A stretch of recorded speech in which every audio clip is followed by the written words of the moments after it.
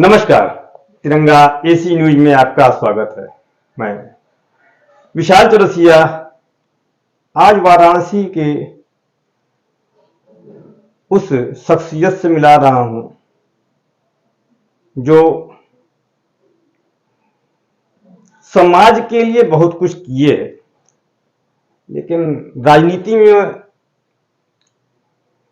बहुत समय तक रहे, चुनाव भी लड़े, पर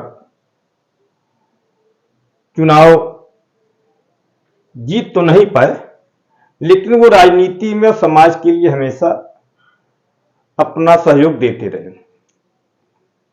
आज आपसे परिचय करा रहे हैं श्री अतहर जमाल लारी जी से। आपका हमारे चैनल में बहुत बहुत स्वागत है। नमस्कार। आपका भी स्वागत है, आपके दर्शकों का भी स्वागत है, चैनल का भी स्वागत है। सबसे बड़ा समय के हिसाब से जो परिस्थितियां होती जाती हैं, इस कालखंड जिसको भी कहा जाता है, समय का परिवर्तन भी कहा जाता है, तो इतने समय से समाज के लिए आपने अपना समय दिया, योगदान दिया, राजनीति के मार्फत से, पार्टियों मार्फत से भी अपने समाज की सेवा की।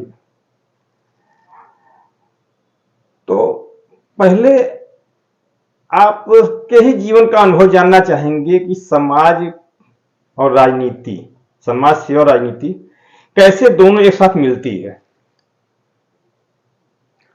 देखिए, समाज सेवा तो कई फील्ड में जाके की जा सकती है, और राजनीति में अगर आप आकर के समाज सेवा करेंगे तो बेहतर तरीके से की जा सकती है। कि इसलिए कि आप अगर विधायक और एमपी बन जाते हैं तो उसके लिए आपको फंड मिलता है, जिससे आप अच्छे तरीके से सेवा कर सकते हैं।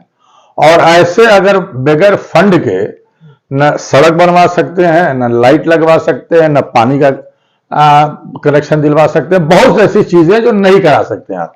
बहरहाल देखिए, हमारी राजनीतिक शुरुआत जो हम देखिए, बचपन से प्रजा सोशलिस्ट पार्टी चुनाव निशान बरगद हुआ करता था, और बरगद का हम गांव में जब रहते थे तो बरगद का हम लोग प्रचार करते थे और कहते थे कि बरगद की सोने में मतलब जो उसका सोन निकलता है, बरगद के सोने में आपकी बैलन के बांधल जाए। मतलब उस वक्त कांग्रेस का जो है चुनाव निशान दो बैल की जोड़ी हुआ करती थी। तो राजनीति में शौक हमेशा रही, और बचपन से ही जो है कहीं ना कहीं से जो है कोई भी चुनाव कहीं भी लड़ता रहा तो सोशलिस्ट पार्टी से, प्रजा सोशलिस्ट पार्टी से लगाव रहा, और समाजवादी हमेशा विचार रहा, समाजवादी अम्बेडकरवादी विचार रहा। तो शुरुआत तो पहला चुनाव हम गोरखपुर डीएवी कॉलेज से छात्र का चुनाव जो है अध्यक्ष का लड़े। उसमें फैकल्टी वाइज चुनाव होती थी, कॉमर्स और साइंस, आर्ट और साइंस साइड का। तो आर्ट साइड से हम चुनाव लड़े थे अध्यक्ष का। 71 में वहां से डीवी में हम अध्यक्ष का चुनाव जीते थे, इंटर कॉलेज में, गोरखपुर में। तो आप उसमें गोरखपुर में रहे? उस वक्त गोरखपुर में हम 2-3 बरस रहे हैं। अच्छा। हाँ, गांव से पहले गोरखपुर गए, फिर गोरखपुर से जो है हम 72 में बनारस चले आए। अच्छा। और 73 में डीएवी इंटर कॉलेज में फिर चुनाव लड़े छात्र संघ का। बनारस से कि गोरखपुर से?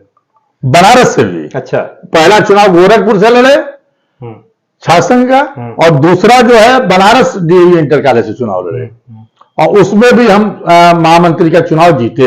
अच्छा, पहले गोरखपुर में जीते थे? हाँ। तो वह किस पद से जीते थे? वो अध्यक्ष के लिए जीते, अध्यक्ष आर्ट्स फैकल्टी से।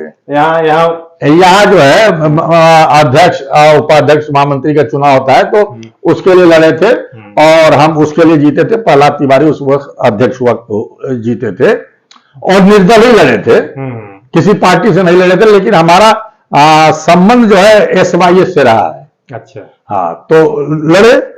उसके बाद से फिर इमरजेंसी लगी, और इमरजेंसी भी लगी, क्यों लगी सब आप लोगों को मालूम है, बताने की जरूरत है नहीं। फिर बहुत लंबा हो भी हाँ, बहुत लंबा हो जाएगा। राजनारायण जी के साथ फिर हमने राजनीति की शुरुआत की, और उन्हीं के साथ जो है फिर जो है जनता पार्टी बनी। तो जनता पार्टी में रहे, इमरजेंसी में हम लोग फरार रहे, पुलिस नहीं पकड़ पाई, और जनता पार्टी में जनता पार्टी का चुनाव हुआ तो यहाँ से चंद्रशेखर जी चुनाव लड़े थे 77 में, उनके लिए हमने काम किया। उसके बाद फिर जनता पार्टी टूटी तो चंद्रशेखर जी की पार्टी से पहला लोकसभा का चुनाव मैं 1984 में लड़ा हूं, बनारस से। उस वक्त जो है श्यामलाल यादव कांग्रेस से चुनाव जीते थे, इसलिए कि इंदिरा गांधी की हत्या हुई थी 84 में और पूरे देश में एक लहर चल रहा था। वही में 417 सीटें जो है कांग्रेस को मिली थी। उत्तर प्रदेश में सिर्फ चौधरी चरण सिंह और एक आदमी और जीते थे, बाकी पूरे तमाम बड़े नेता चुनाव हार गए थे, चंद्रशेखर जी भी हार गए थे, तमाम लोग हार गए थे। और उसके बावजूद भी मैं बनारस से लड़ा था तो मैं भाजपा लोकदल सबसे आगे था मैं, और श्यामलाल यादव चुनाव जीते थे। तो शुरुआत चुनावी जो राजनीति की शुरुआत है, शासन छोड़ दीजिए तो पॉलिटिकल पार्टियों से, तो 84 की शुरुआत हमारी है।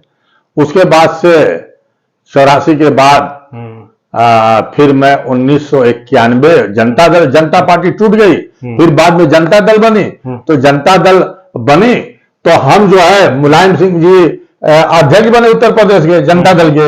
उन्होंने 2 महासचिव बनाए मुस्लिम, पूरे कमेटी में 2 ही मुस्लिम महासचिव बनाया मुलायम सिंह यादव जी ने, एक पश्चिम से आजम खान साहब को और पूरब से हमको बनाया था उन्होंने, और बाकी सेक्रेटरी 1-2 और मुस्लिम थे। अब वो अध्यक्ष थे। उसके बाद से उनके साथ हमारी राजनीति की पारी की शुरुआत हुई, चूंकि उनके हम कैबिनेट में पदाधिकारी थे। और फिर जनता दल टूट गई तो हम वीपी सिंह के साथ ही रह गए। अच्छा। हाँ, हालांकि माननीय नेताजी जो है चंद्रशेखर जी के साथ जो है 4 महीने की अपनी सरकार बनाए। उस वक्त केसरीनाथ त्रिपाठी जो है विधानसभा अध्यक्ष थे और इनकी 4 महीने की सरकार चली, उसके बाद से सरकार गिर गई। तो मैं जो है जनता दल में ही रह गया और जनता दल से ही मैं 91 में कैंट विधानसभा से चुनाव लड़ा।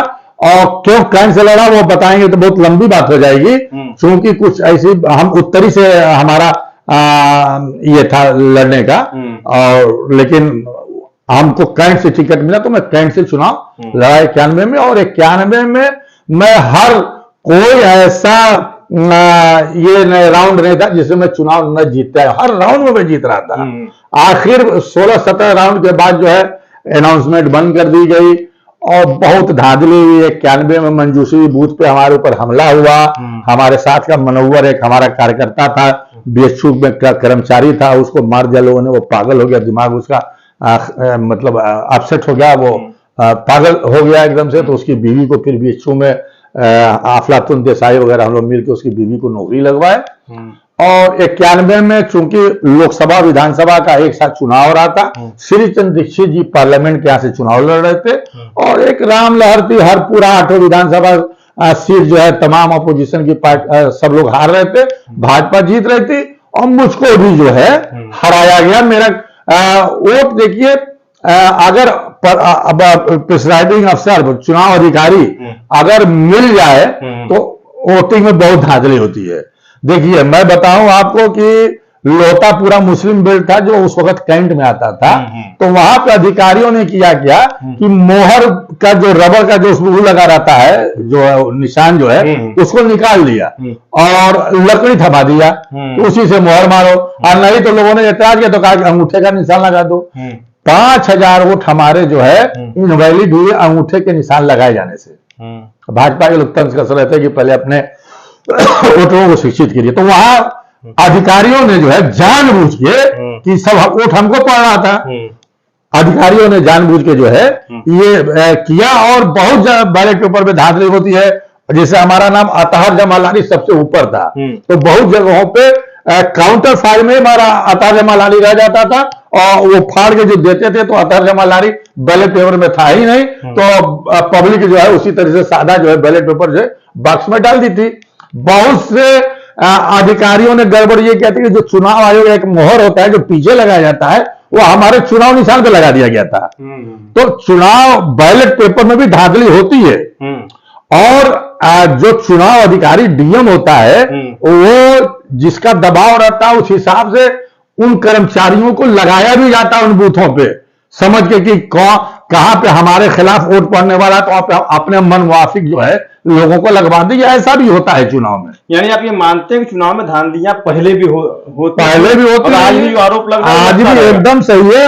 अगर एजेंट आपका मजबूत है, हर चीज चेकिंग कर रहा है, तो धांधली रोकी जा सकती है।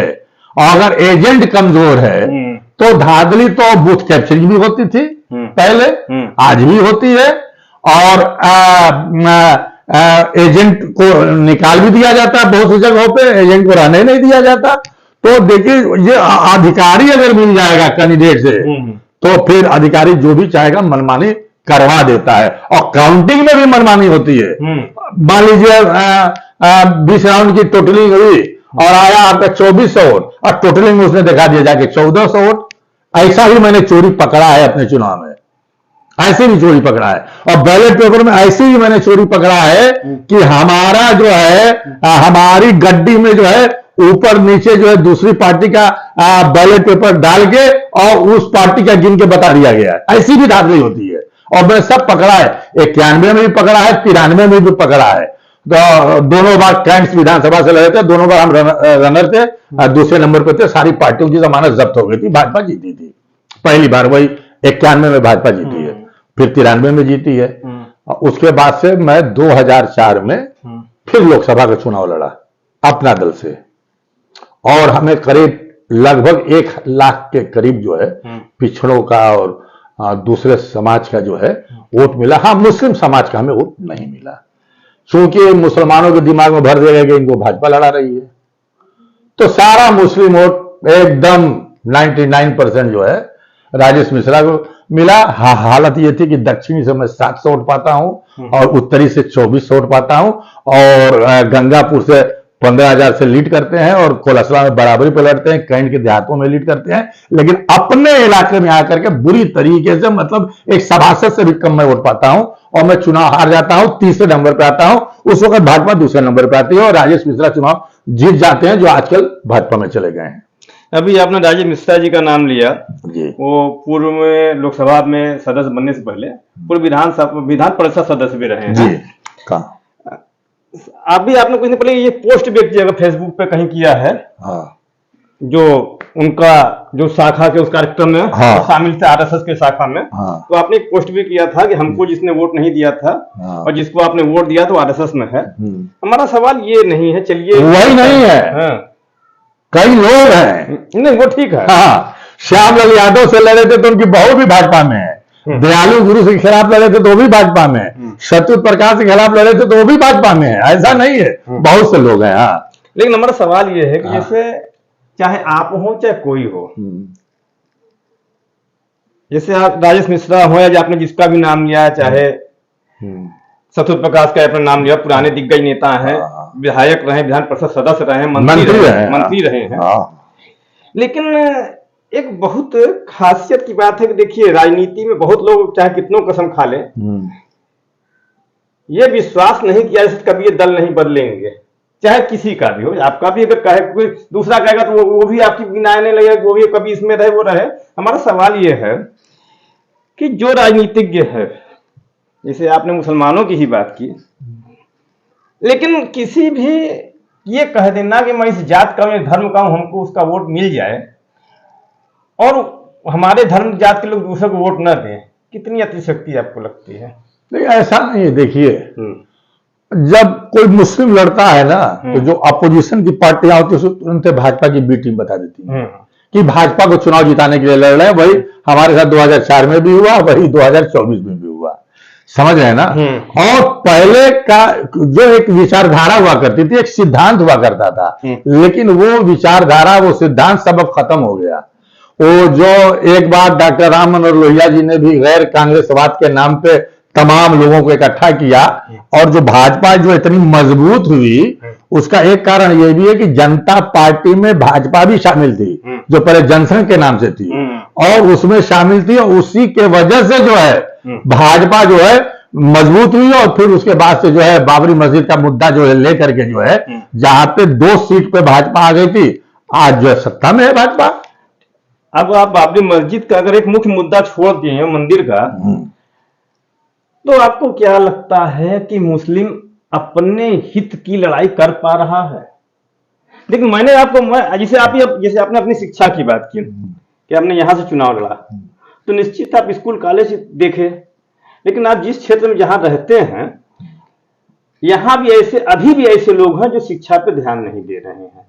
और मुस्लिम वर्ग, मैं इसलिए इस शब्द का भी इस्तेमाल कर रहा हूं कि मुझे किसी वर्ग से आजादी, मेरा तो पत्रकारिता काम है, लेकिन मैं इस चीज को बहुत महसूस कर रहा हूं कि अन्य पार्टी के लोग सिर्फ ये दिखा कर कि बीजेपी शासन में आ जाएगी तो आप इनको वोट दे दीजिए, लेकिन कभी मुस्लिम समाज के लोगों ने अपने हित के लिए कोई मुद्दा बूथ में बनाया कि हमको ये चाहिए, ये चुनाव जीते, ये सरकार बने, तो हमारा ये मुद्दा है, हम इस मुद्दे को लेकर के जो हमारा साथ देगा हम उसको वोट करेंगे। सबसे बड़ी चीज शिक्षा को लेकर के अभी भी आपके समाज में बहुत लोग ऐसे हैं जिसको शिक्षा के बारे में मतलब उसके महत्व को ही नहीं समझ रहे हैं। ये भी एक दुर्भाग्य है। देखिए, एकदम सच्चाई है, और मैं कहूंगा तो बहुत से लोगों को बुरा भी लगेगा। हमारे इतने कायद हुए एमपी एमएलए, उन्होंने शिक्षा पे ध्यान नहीं दिया। एक यूनिवर्सिटी अगर सर सैयद अहमद खान साहब अलीगढ़ यूनिवर्सिटी नहीं बनाए होते और जामिया मिलिया नहीं बनी होती तो शायद मुसलमान तो कहीं शिक्षा ग्रहण करता ही नहीं। और जब सर सैयद अहमद खान साहब ने अलीगढ़ मुस्लिम यूनिवर्सिटी की जो है बुनियाद डाली तो मुस्लिम उलमा, हमारे आलिमों ने उनको जो है बहुत बुरा भला कहा। और आज तक हमारे किसी भी कायद ने, इतने एमपी एमएलए हुए, सरकारें बने, तमाम उसमें मंत्री मिनिस्टर हुए, शिक्षा के ऊपर किसी ने ध्यान नहीं दिया। अगर चाहे होते तो आज कई एक यूनिवर्सिटियां होती, कई एमबीबीएस कॉलेज होते, इंजीनियरिंग कॉलेज होती, लेकिन ये हमारी कौम की बदनसीबी, हमारे नेताओं की जो है, मैं क्या कहूँ, हमारे कौम के लोगों के पास ऐसा नहीं कि पैसा नहीं है, पैसा है, लेकिन वो आज तक इस पे नहीं सोचे कि हम देखिए शिक्षा में जितनी बड़ी ताकत है, दुनिया की कोई ताकत शिक्षा से बड़ी ताकत नहीं हो सकती। अगर आप शिक्षित हैं तो जिस फील्ड में जो भी चाहे कर सकते हैं। आप आईएएस पीसीएस बन सकते हैं, आपको नौकरी मिलेगी, आप टैप करिए, क्यों नहीं नौकरी मिलेगी। ये सही है कि कहीं ना कहीं हमारे साथ नाइंसाफी होती है, लेकिन कहां तक नाइंसाफी होगी, कहां तक हमको फेल किया जाएगा। सही है, हमारे साथ नाइंसाफी होती है, हमको फेल कर दिया जाता है, हम सब पास करके हमको इंटरव्यू में हमको फेल कर दिया जाता है, लेकिन हमको शिक्षा लेना बहुत जरूरी है। और जहां तक बनारस की बात है, बनारस में बुनकर तबका, जो गरीब तबका है, उसके पास इतनी कमाइयां नहीं है कि वो अपने बच्चों को शिक्षित कर सके, लेकिन अब जागरूकता आई है, अब जागरूकता आई, अब बच्चों को लोग शिक्षित कर रहे हैं। तो ये तो हमने, फिर मैं दोहरा दूं कि ये हम लोग, हमारे कायद, हमारे जो अपने को लोग बहुत बड़े अपने को नेता और ही करते रहे। हमारा भी देखिए मंशा था, मैं चुनाव लड़ रहा था तो मैं चाहता था कि शिक्षा के क्षेत्र में एक बड़ा मैं काम करता। एक काम आजम खान ने किया जो मैं उसकी सराहना करता हूं, तो उन्होंने एक यूनिवर्सिटी बनाया, लेकिन आज तक और लोगों ने इस पर ध्यान नहीं दिया। और यही एक हमारी शिक्षा और एकता हमारी बड़ी, लेकिन सरकार कम से कम प्राइमरी और जूनियर हाई स्कूल तक लगभग जो है फ्री शिक्षा दे रही है हर कौम को। उसमें कहीं नहीं है, उसमें देखिए कौन सी शिक्षा उसमें मिल रही है सरकारी स्कूलों में। सब सरकारी स्कूल छोड़ छोड़ के लोग जो है प्राइवेट स्कूलों में जा रहे हैं। आज वहां टीचरों की क्या हालत है, कैसे पढ़ाई होती है, क्या होता है, ये सारे आपके सामने है। तो थोड़ी ही शिक्षा मिलेगी ना, हाई स्कूल तक मिलेगी, उसके ऊपर की तो शिक्षा मिल नहीं पाएगी। नहीं आपके यहाँ, मैं वही कह रहा हूँ, कम से कम जितनी मिल रही उतनी लीजिए फिर तो। हाँ, तो उतनी आप कोशिश लोग कर रहे हैं। अब बनारस में तो गरीबी है, बुनकर समाज गरीब तबका है, और हमारे ख्याल से हमारे समाज का कोई ऐसा कोई इंस्टीट्यूशन भी नहीं है। प्राइवेट अपने समाज की क्यों बात नहीं, इसलिए कि आप हमारे समाज की शिक्षा के बारे में आपने हाँ, लेकिन मेरा ये कहना है कि जो सरकारी स्कूल है वहां ये कोई पाबंदी नहीं है कि यहाँ सिर्फ हिंदुओं को शिक्षा दी जाए। नहीं, ऐसा कोई पाबंदी नहीं, मुस्लिमों को भी शिक्षा देने के तैयार है, भी हो रहा है। लेकिन वो जो स्कूल है ना, उसमें बहुत अच्छी शिक्षा नहीं है और बहुत ऊंची शिक्षा भी नहीं है, बहुत ऊंचे की शिक्षा नहीं है। आजकल मेडिकल में जाइए, इंजीनियरिंग में जाइए तो हर जगह डोनेशन देना पड़ता है। बहुत ब्रिलियंट ही जो होगा वो टॉप करेगा। आपने जो बात कही, मैं सिर्फ कौम या धर्म की बात नहीं कर रहा हूं। नहीं, कौम की बात, मेरी बात सुन लीजिए। हिंदुस्तान का एक बहुत बड़ा दुर्भाग्य है, सही बताऊं, कि लोग शिक्षा ले रहे हैं तो नौकर बनने के लिए, कोई ज्ञान और संस्कार में शिक्षा नहीं लेना चाह रहे। ये सिर्फ एक किसी नहीं, सबके दिमाग में ये भर चुका है। जबकि मेरा ऐसा स्वयं का मानना है कि व्यापार करना हो तो भी शिक्षित होना जरूरी है, क्योंकि आपको पैसा बैंक के मार्फत से किसी मार्फत से रखना है, ट्रांसफर करना है, उसके लिए पढ़ाई लिखाई की जरूरत है। कोई एग्रीमेंट करना है, उसके लिए पढ़ाई लिखाई की जरूरत है। यहां तक कि अगर आप बाइक चला रहे हैं और आप पढ़े लिखे हैं तो ये समझ जाएंगे कि रास्ता कहां से किधर जा रहा है। तो शिक्षा का महत्व सिर्फ जो नौकरी तक या मेरी भाषा में आप कहिए तो सिर्फ नौकर बनने के लिए शिक्षा नहीं, सिर्फ नौकरी के लिए ही शिक्षा नहीं है। आप नट बोल्टू भी कसेंगे, शिक्षित रहेंगे तो उसको अच्छी तरीके से कर लेंगे। आप अगर लूम चलाते हैं तो शिक्षित रहेंगे तो उसको अच्छी तरीके से चलाएंगे, अच्छी तरीके से उसका मैनेजमेंट करेंगे। हमने कहा ना, शिक्षा दुनिया की सबसे बड़ी ताकत है, और शिक्षित रहेंगे तो मजदूरी भी करेंगे ना। अगर दीवार भी जोड़ेंगे ना तो उस दिमाग से जोड़ेंगे, उस शिक्षा के हिसाब से जोड़ेंगे। तो शिक्षा तो सबके लिए कंपलसरी है, और जब जो शिक्षित नहीं रहेगा तो वो दुनिया में, समाज में कुछ नहीं कर सकता है। इसलिए मैं कहता हूं कि शिक्षा, संघर्ष ये बहुत बड़ी ताकत है, एकता ये बहुत बड़ी ताकत है, इसको हासिल करना बहुत जरूरी है। और जो लोग शिक्षा नहीं हासिल कर रहे हैं वो गलत कर रहे हैं। और मैं बराबर अपील करता हूं तमाम लोगों से, चाहे पिछड़े हो, चाहे दलित हो, चाहे जिस समाज के भी लोग हों, चाहे अकलियत के लोग हों, शिक्षा बहुत जरूरी है। आप शिक्षा, आधी रोटी खाइए, एक टाइम खाइए, लेकिन शिक्षा जरूर दिलाइए अपने बच्चों को। ये हमारा मानना है। कल भी मैं कहता था, आज भी मैं कह रहा था, और मेरा एक सपना था जो नहीं पूरा हो सका। हो सकता है भविष्य में पूरा हो, कोई करे। आपके ही कई ऐसे मुस्लिम राजनेता कहिए जो अपने बच्चों को देश विदेश में पढ़ा रहे, अच्छी शिक्षा दे रहे हैं, लेकिन अपने धर्म, अपने कौम को जागरूक, उन्होंने कितने साल सांसद विधायक रहे, लेकिन अपने क्षेत्र के लोगों विकास के नाम पे उन्होंने जो मूल चीज थी शिक्षा, उस पर उन्होंने ध्यान नहीं दिया। चाहे या उनके पीछे ये रहा, ज्यादा शिक्षित है, पता नहीं हमको वोट देना दे, ये तो उनकी मन की क्या बात है, ये तो मैं नहीं जान सकता। लेकिन बड़े बड़े नेता नौकरी की बात करते हैं, लेकिन क्या कोई नेता राजनीति में जो है वो अपने बच्चों को जल्दी नौकरी में नहीं लाता है? वो राजनीति में ही ले आ रहा है, किसी धर्म की हो, किसी हो, और वो दूसरों को भड़का रहा है कि तुम शिक्षित हो गए, क्या मतलब है, तुमको नौकरी नहीं मिली, तुम बेरोजगार हो। अपने बच्चों को तो वो या तो ठेकेदार बना रहे हैं, बिल्डर बना रहे हैं, राजनीति में ले आ रहे हैं। वो तो नौकरी की बातें नहीं कर रहे हैं, लेकिन जब चुनाव आता है तो रोजगार की बात कर देते हैं कि तुमको नौकरी नहीं मिल रही है। नहीं, हमने पहले ही एक शब्द कह दिया कि शिक्षा बहुत जरूरी है, और शिक्षा में बहुत बड़ी ताकत है। और हमने ये भी आपसे कहा कि हमारी बदकिस्मती है कि जो हमारे कायदे थे उन लोगों ने शिक्षा पे ध्यान नहीं दिया। 2-3 लोगों के अलावा किसी ने कोई एक यूनिवर्सिटी तक नहीं खोली। तो ये तो बहुत जरूरी है। और इसीलिए हमारा समाज, सच्चर कमेटी की रिपोर्ट ने क्या कहा कि हमारा समाज पॉवर्टी है, पिछड़ापन है, और शिक्षा में सबसे ज्यादा कमी है। भाई मैं कहता हूं, देखिए, आप मजहबी शिक्षा जरूर दीजिए, हम नहीं कहते हैं, किसी भी धर्म में उनको उनकी मजहबी शिक्षा मिलनी चाहिए, उसके साथ साथ दुनियावी शिक्षा ये भी मिलनी चाहिए। हम अपने कौम के लोगों से भी कहेंगे, तमाम लोगों से कहेंगे कि आप अपना मजहबी शिक्षा भी दो, लेकिन दुनियावी भी शिक्षा दे, वो बहुत जरूरी है। तभी तो doctor, engineer, collector, IAS, police कप्तान, कमिश्नर बनोगे, और नहीं तो जब पढ़ोगे नहीं तो क्या खाक बनोगे। अच्छा, अभी आपने आजम खान का जिक्र किया था कि वो मुलायम सिंह के साथ चले गए, हम वीपी सिंह के साथ रह गए। दुर्भाग्य वीपी सिंह बाद में कुछ बीमार भी पड़े, और उन्होंने राजनीति छोड़ दी, इसलिए हम लोगों को फिर समाजवादी पार्टी में आना। उन्होंने कहा था हमसे कि उनसे मिलने में आखिरी टाइम में जब गया था, हरियाणा का एक बहुत मशहूर कौन जगह है, गुड़गांव या क्या है, तो उन्होंने कहा कि देखो मेरी तबीयत ठीक नहीं रह रही है, अब मैं राजनीति से संन्यास लेना चाह रहा हूं, और आप लोग जो भी बेहतर समझो जिस पार्टी में, उसमें आप लोग चले जाओ।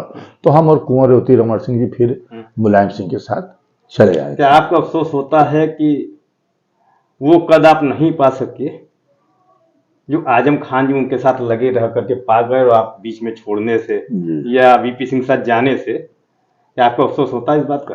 नहीं, अफसोस नहीं। देखिए, अपने सिद्धांत की बात होती है, और वीपी सिंह हमको बहुत मानते थे, और कोई ऐसा नेता नहीं, चंद्रशेखर जी भी मानते थे, तभी तो 84 में टिकट दिए थे। लेकिन नेताओं का कान भरने वाले भी बहुत से लोग होते हैं।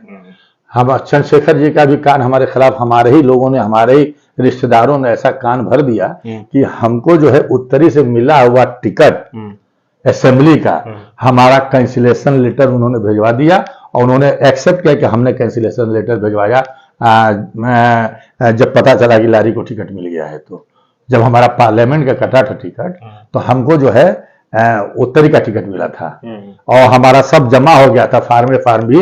लेकिन चुनाव चिन्हावंटन होने से आधा घंटे पहले कैंसिलेशन लेटर आ गया। वो जिसको हम 85 में लड़ाए थे जनता पार्टी से, उन्हीं को जो है फिर टिकट मिल गया, लेकिन वो भी हार गया, भाजपा से उत्तरी से जीत गई थी। हमारे साथ बहुत से ऐसे हादसे हुए हैं कि अगर मैं जिक्र करूंगा तो बहुत लंबी किताब हो जाएगी।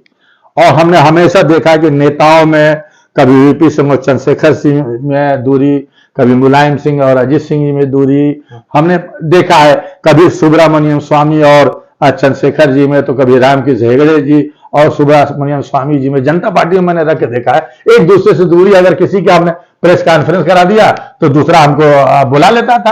कभी अजीत सिंह बुला लेते थे, कभी हेगड़े जी बुला लेते थे, कभी नेताजी मुलायम सिंह जी बुला लेते थे। तो ये रस्साकशी के भी हम शिकार हुए हैं।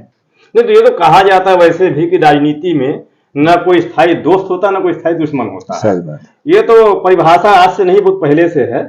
हाँ, लेकिन अब ज्यादा हो गई है।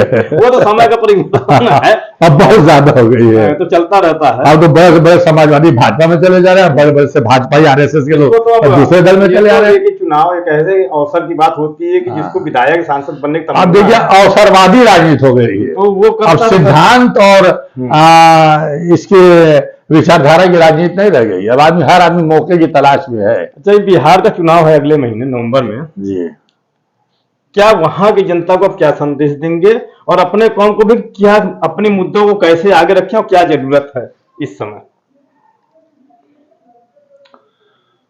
भाई, वोट तो हमसे सब लोग ले लेते हैं, लेकिन हम जो आज का माहौल है हम देख रहे हैं, जो भी पार्टियां हैं, मुस्लिम शब्द नाम लेने से घबराती हैं। उनको डर रहता है कि ऐसा ना कि हमारा हिंदू छिटक जाए। हम तो जिसको देते हैं तो एक तरफा वोट दे देते हैं, लेकिन वो हमारे लिए लड़ने के लिए तैयार नहीं रहता है। लेकिन हम जिसके खिलाफ वोट देते हैं वो हमारे खिलाफ काम करने के लिए तैयार रहता है, और करता भी है। यही तो मैंने भी कहा कि आप लोग अपने मुद्दों को चुनाव समय पहले आगे ही नहीं रखते हैं, सिर्फ इसलिए आप लोग चुनाव लड़ रहे हैं या वोटिंग कर रहे हैं कि बीजेपी हार जाए या उसका समर्थन। ये अब दिमाग से निकालना पड़ेगा। हराने और जिताने की पॉलिटिक्स तो खत्म करनी पड़ेगी। कौन हमारा हमदर्द है, कौन हमारी लड़ाई लड़ सकता है, कौन हमारे लिए खड़ा हो सकता, आवाज बुलंद कर सकता, उसको अब ही वोट करना चाहिए। और हम तो इतना अब दुखी हो गए हैं कि हम तो, एक बार हमने कहा था, आज फिर मैं दोहरा दे रहा हूं कि अगर हमारे लिए कोई खड़ा नहीं हो रहा है, हमारी आवाज कोई बुलंद नहीं कर रहा है, तो भाई अपने कौम के लोगों से यही कहूंगा कि 1-2 इलेक्शन का बाइकाट कर दो। आप तो जिसको वोट देते हो वो खुल के आपके लिए बोलेगा नहीं, आज जिसको वोट नहीं देते हो वो खुल के आपके खिलाफ काम करने के लिए तैयार है। तो 2-1 इलेक्शन का बाइकाट कर दो, कहो कि हम नहीं वोट देंगे। एक आपसे सवाल ये है, इस सवाल इसलिए कर रहा हूं, आपको खुद ही समझ आएगा। हाँ। आपकी कुछ शिक्षा कितनी होगी, आपने कितनी से? हम ग्रेजुएट हैं। हाँ, एडमिशन लिए थे, एमए कर रहे थे, लेकिन 1 साल करके जो दूसरा साल नहीं कर पाया। हम बीएचयू से भी चुनाव लड़ना चाहते थे, लेकिन पहले साल के स्टूडेंट होने की वजह से हम चुनाव नहीं लड़ पाए। मतलब सवाल सिर्फ करने का ये जरूरत था कि हमारा किसी को ये नहीं है कि आप क्या पढ़े हैं कि नहीं पढ़े हैं, लोग राजनीति में आ गए तो।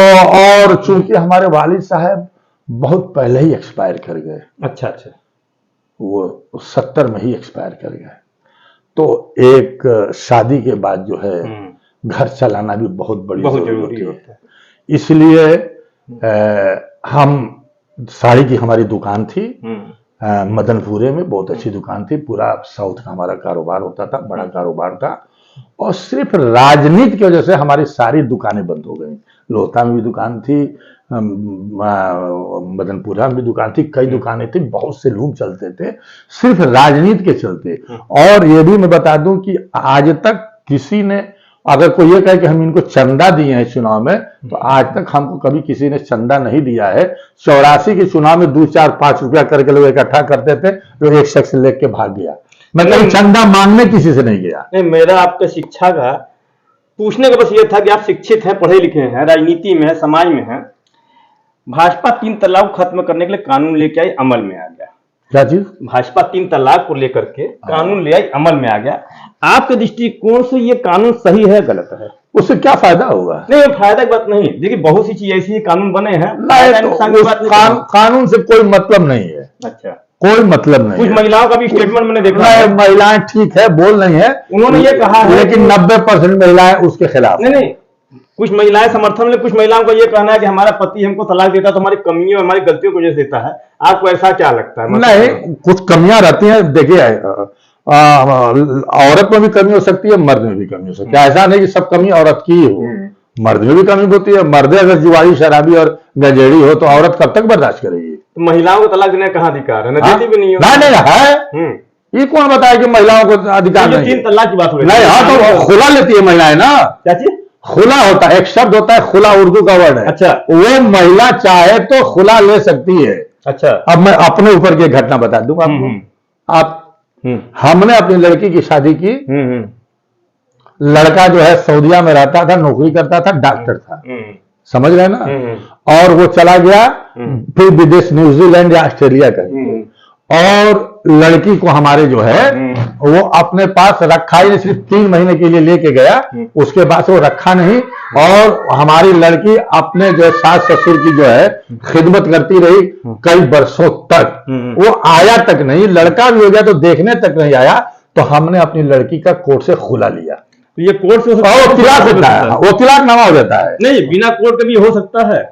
हाँ, खुला, शरीर खुला भी हो सकता है। अच्छा, हाँ, खुला होता है ना हमारा। औरत खुला ले सकती है, बहुत सी औरतें खुला लेती हैं। अच्छा, हाँ, खुला ले सकती हैं। तो हमने अपनी लड़की को खुला ले लिया। वो तलाक भी नहीं दे रहा था, छोड़ भी नहीं था। और जब तक तलाक नहीं होता तो फिर लड़की की शादी नहीं होती। तो इसलिए जो है खुला लेना पड़ा। खुला लेने के बाद हम शादी कर सकते हैं, लेकिन हमारी लड़की नहीं तैयार हुई। अच्छा, हाँ, एक लड़का है, उसी से अपनी जिंदगी बसर कर रही है। चलिए, वो तो ईश्वर की मर्जी है। तो खुला है, ऐसा नहीं है। इस पे हमको टिप्पणी भी नहीं करेंगे, सबकी अपनी किस्मत होती है। सही बात। और आपसे मुलाकात के बड़ा अच्छा भी लगा। और जो मुझे भी जानकारी नहीं थी, देखिए होता क्या है कि बहुत सी चीजें हमारे दर्शकों को हम पहुंचाना चाहते हैं, और कभी कभी आपसे हमारी जैसे वार्तालाप हुई, कुछ हमको जानकारी मिली हमारे मार्फत दर्शकों को। अब वो एक समझेगा कि 100 समझेगा, 1000, ये तो हम नहीं कर सकते। हमारा अपना जो काम है हम करते हैं, और उम्मीद करते हैं कि आप आगे भी समाज के लिए कुछ करेंगे। और मेरी नहीं, देखिए, हमने तो समाज के लिए बहुत लड़ाई लड़ी है, बुनकरों के लिए बहुत लड़ा है। कभी भी ऐसा नहीं हुआ कि कभी दंगा हो गया हो और मैं न गया हूं। और मेरे ऊपर कातिलाना हमला हुआ मंजूश्री बूथ पे, जहां पे एक तरफा हम वोट पड़ रहा था। इत्तेफाक से जो बॉक्स से बैलेट पेपर बॉक्स खुला, उसमें टोटल किसी एक पार्टी को एक भी वोट नहीं मिला था। टोटल उन बूथों पे हमको वोट मिला था, समझ रहे ना। और हमारे ऊपर जो है 92 में जो दंगा हुआ था, हमारा ही घर तोड़ा गया, हमको मारने की कोशिश की गई, हम घर नहीं मिले। तो हमारे भाई जो इनकम टैक्स में नौकरी करते थे, उनको पुलिस पकड़ के ले गई, हमको भी मारने की कोशिश की गई थी। मैं चूंकि उस वक्त मौजूद नहीं था घर पे, इसलिए मैं बच गया, नहीं तो मेरी कभी की भी हत्या हो गई होती। मंजूश्री पे बूथ पे बच गया 91 में, तो 92 में पूरी प्लानिंग थी हमको मारने की, मेरा घर तोड़ दिया गया था। वो तो वीपी सिंह और कुंवर साहब थे, कुंवर रेवती रमन सिंह ये आए और हमको बनारस से खुद लेकर के लखनऊ गए। उन्होंने कहा कि हुकूमत की नीयत तुम्हारे लिए ठीक नहीं है, तुम हमारे साथ चलो। उनके साथ में जाके उन्होंने हमको जो है उसमें सर्किट हाउस में कमरा दिला दिया था, वहीं में रहा। तो हमारे साथ भी बहुत कोशिश की गई हमारी हत्या करने के लिए, लेकिन मैं बचता गया, ऊपर वाले की मर्जी थी, बचता गया, ऐसा नहीं है। तो मैं तो समाज के लिए, मैं देखिए हमेशा दलितों, पिछड़ों, गरीबों की, किसानों की, बुनकरों की हमेशा मैंने लड़ाई लड़ी है। कभी आपको इस बात लगता है इतनी लड़ाई के बाद भी जब चुनाव आता है, हाँ, तो आदमी को उम्मीद भी होती है कि भाई हर एक प्रतिक्रिया, वो हमने इतना मेहनत किया, सबका साथ दिया है, हमें वो उतना वोट भी दें। कभी कभी नहीं भी मिल पाता। हर राजनेताओं की ये समस्या है, शिकायत है। आपको भी ऐसा कभी शिकायत रहा? क्योंकि हमने बहुत कुछ कहा, देखिए बहुत कुछ किया, लेकिन 2004 में तो हमको मुस्लिम ने वोट नहीं दिया। अगर मुस्लिम हमको वोट दे दिए होते तो मैं जीत जाता, राजेश मिश्रा नहीं जीतते। हाँ, तो भाजपा तीसरे नंबर पे आ जाती। हाँ, तो हम हमारा लड़ने से भाजपा हारी थी ना। हाँ, 84 भी भाजपा हारी थी। और अगर समाज 24 में भी हमको वोट नहीं दिया। और जब हम 4 में लड़े तो कहा गया कि भाजपा की बी टीम है, भाजपा को जिताने के लिए रहे हैं। लेकिन जब हमारा वोट दिख रहा तो हमारा समाज बौखला गया, अरे इतना वोट लेके आए आप गांव देहात से, तो हम लोग से बहुत बड़ी चूक हुई। और फिर मेरा टिकट जो है बाद में अपना दल से काट दिया गया। मुख्तार अंसारी साहब यहाँ से चुनाव लड़ने चले आए। अभी आप बसपा में हैं, बसपा से लोकसभा चुनाव भी लड़े, मोदी जी के विरुद्ध लड़े, लेकिन अब एक कुछ ट्रेंड कहिए, जो कहिए, किसी को बदनाम करने की या साजिश कहिए, जो भी कहिए, अब कुछ राजनीतिक दल भी जो बीजेपी के एंटी हैं वो बसपा पे आरोप लगा रहे हैं कि भाजपा की बी टीम हो गई है। क्या कहेंगे? भाई, आरोप तो किसी पे भी लगाया जा सकता है। और वैसी को भी कहा जाता है भाजपा की बी टीम। हम भी चुनाव लड़ते हैं तो कहा जाता है कि भाजपा इनको चुनाव लड़ा रही है। तो आप अरे आम आदमी पार्टी दिल्ली में हारी तो कांग्रेस के ऊपर इल्जाम नहीं लगा कि बी टीम के रूप में कांग्रेस ने काम किया, नहीं तो आम आदमी पार्टी वहां से चुनाव जीत गई होती। हाँ, तो हर दल के ऊपर कहीं ना कोई जो हार जाता है दूसरे को भी इल्जाम लगा देता है कि फला पार्टी भाजपा की बी टीम है। आपको भी भाजपा की बी टीम कहा जाता है। हाँ, और कहीं कहीं कांग्रेस को भी कहा जाता है। तो ये तो एक दूसरे के ऊपर इल्जाम तराशी चलती रहेगी। तो मीडिया वाले सुनने की आदत ही हो गए हैं। एक समय जो है भाजपा वाले, कांग्रेस वाले, हम लोग पे आरोप लगाते हैं कि ये कांग्रेस के तरफ से है, जब तक बीजेपी सरकार नहीं आई थी। और जब सरकार में आ गई तो वही कांग्रेस हम लोग का आरोप लगाती है। भाई देखिए, सुनने की आदत हम लोग, देखिए एकदम ईमानदारी की बात है कि कहीं ना कहीं मीडिया लोग बहुत से ऐसी मीडिया संस्थानें हैं जिनकी बड़े बड़े चैनल चल रहे हैं, वो सरकार के दबाव में चलते हैं। नहीं, पत्रकार की इसमें कोई गलती नहीं होती है। जो संस्थान के मालिक होते हैं वो दबाव में रहते हैं सरकार के, और सरकार के इशारे पे उनको फायदा मिलता है, एडवर्टीजमेंट मिलता है, इसलिए सरकार के पक्ष में ही ज्यादातर बयान देते हैं। इसीलिए लोग गोदी मीडिया, कुछ मीडिया के घर आने को लोग कहते हैं। नहीं, वो तो हम लोग ने कहा ना कि अब हम लोग की सुनने की आदत हो गई है। लेकिन जिसकी सरकार या जिसके बारे में अच्छा कहिए वो तो खुश होता है, जरा सा कुछ बुरा हो गया तो भैया गोदी मीडिया है। हमने आपका इंटरव्यू कर लिया, हो सकता है किसी को लगे कि जानबूझ करके अब लारी जी को जो है बीच में गायब थे, इनको उठाना चाह रहे हैं, कुछ लिए दिए होंगे, कुछ किए होंगे, तो ये तो आरोप लगता रहता है। ये तो समय हमारे पास करीब आज ही 2 चैनल के लोगों का फोन आया था इंटरव्यू लेने के लिए, और आप शायद हमसे नहीं जुड़े हैं। हमारा हर 2-4 दिन पे कोई ना कोई इंटरव्यू आता रहता है, ऐसा नहीं है, बराबर इंटरव्यू हमारे आते रहते हैं। मैं बोलता रहता हूं, और अच्छा लगे बुरा लगे, जो सच बात होती है मैं बोलता हूं, चाहे किसी कोई पार्टी हो। हमारी भी पार्टी अगर गलत काम करेगी तो हम बोलेंगे। अच्छा, सन 27 के चुनाव में क्या बसपा सरकार बना पाएगी? बहन मायावती जी मुख्यमंत्री पुनः बनेंगे? भाई, सबकी तमन्ना है, सबकी ख्वाहिश है मुख्यमंत्री बनने की। अब ये जनता के ऊपर है कि जनता क्या फैसला दे रही है। जिस तरह से भीड़ हुई है, रैली हुई है, तो उससे तो खुशगवार माहौल लग रहा है। तो अब तो जनता के ऊपर देखिए 27 तक कितने बदलाव होंगे, क्या होगा, वो तो भी गर्त में है। उसके बारे में अभी भविष्यवाणी कैसे किया जा सकता है?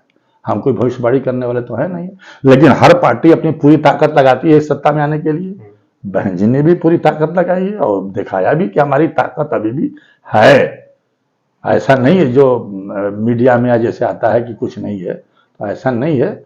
और सब हम किसी बड़े लीडर के बारे में कुछ हम नहीं बोलना चाहेंगे ना, चाहे बहन जी हो, चाहे अखिलेश जी हो, चाहे राहुल जी हो, सब बड़े नेता लोग हैं।